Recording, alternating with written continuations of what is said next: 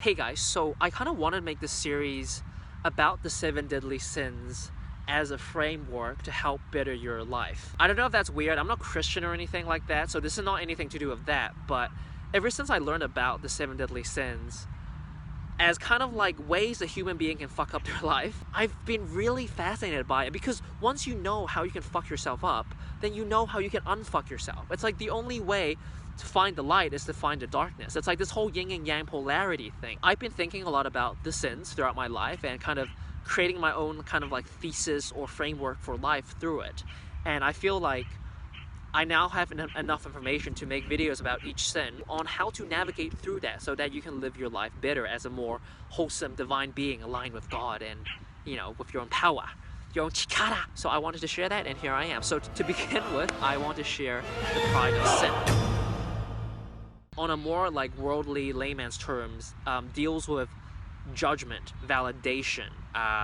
There's one more thing, hang on. Oh yeah, and your ego, obviously. So in terms of judgment with pride, it's a huge thing in society, if I dare say, that we are very much bound by the judgments of other people towards ourselves. Whether it's positive judgment or negative judgment, like we do things so that people like us, or we don't do things or we do things so that people don't like us. You know, like we behave in ways to try and control other people's judgments of us. Essentially, we let society define, oh my god, my hair, fuck, who we are, and we live our life through that. When you let other people dictate who you are or how you should live your life, and you live by that, then you're essentially losing the essence of who you are.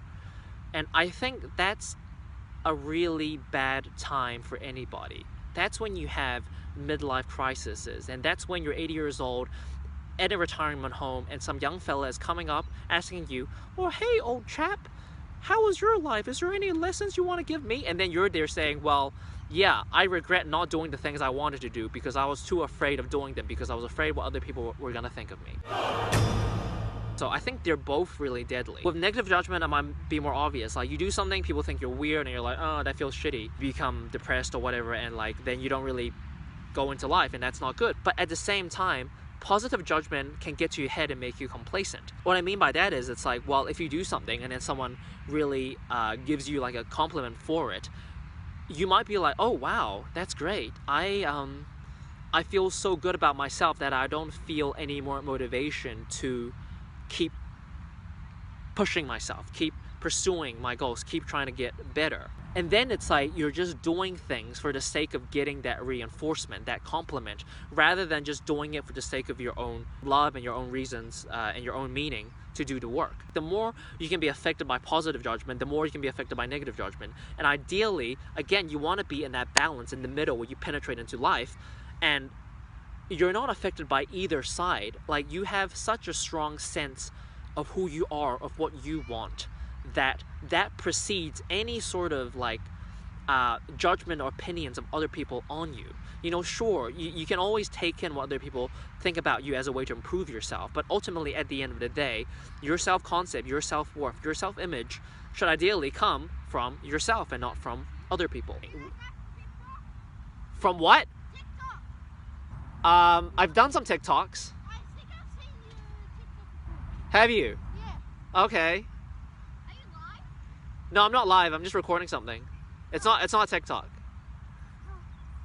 I thought you were doing TikTok. No. I'm just recording something to send to people. Okay. Yeah. No, children, I'm talking about the 7 deadly sins. Perhaps something you will face as you grow older. But alas, this is not the right time.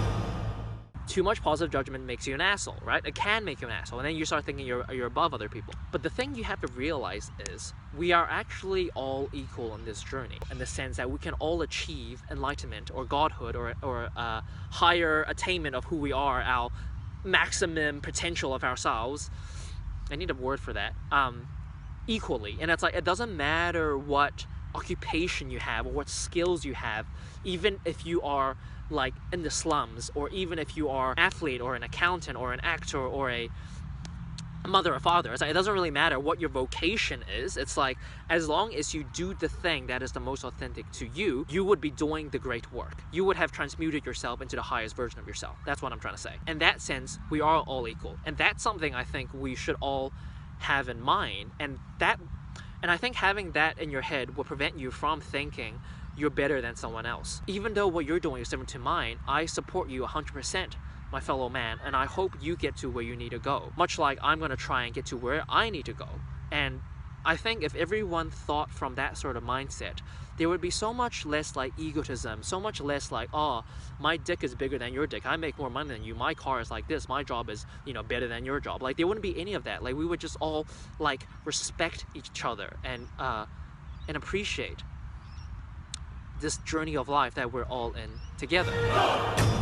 Let's say, you're only doing things to get attention, to get validation from people. Like, even if you're in a conversation, it's like, you're not really listening to the other person. You're just there to try and like hype yourself up or turn whatever they said into a story about yourself so that you seem cooler. You feeling like you're not enough, that you have to impress other people, that you need other people's acceptance of you in order to feel accepted for yourself. I find a really good way to get around that is like, instead of thinking about, oh, okay, how can I make the other person like me, is like, you switch that around. Instead of acting from like an energy of narcissistic, like give me, act from a place of service. It's like, how can I make the other person feel good about themselves? How can I serve them? If we live in a society where everyone is trying to boost everyone up rather than, one person trying to like take from another person, that person trying to take back from the other person,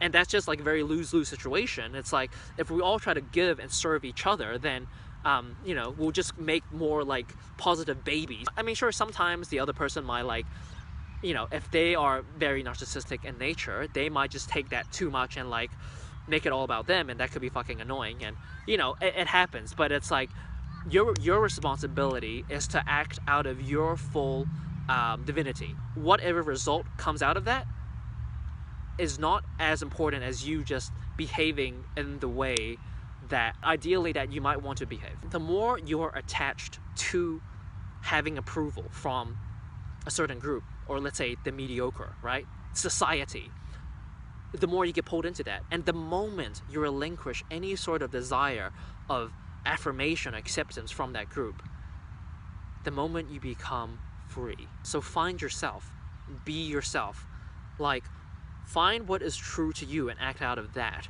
But don't do it as a way to impress other people or to impress society or don't give it all just for the sake of impressing people. You might think, oh, I'm a people pleaser, like, I only want other people to be happy. But sometimes it's like, it's not necessarily about that. It's about like you wanting them to think something about you. So you lie or you change who you are as a way to please them so that you can more likely get a response out of them that you want. And ultimately, it's more about you than it's about them. Ask yourself, whenever you do something, whatever it is in your life, am I doing this out of ego, out of a desire for validation to impress someone, or am I doing it because I genuinely want to do this and I'm doing this from a place of love? Sometimes you might do something you really enjoy. I mean, this is what ends up happening anyway. Like, you do something you really enjoy, and then people tend to see you doing that really cool thing that you enjoy, and they give you some sort of validation, and they're really impressed by it, right?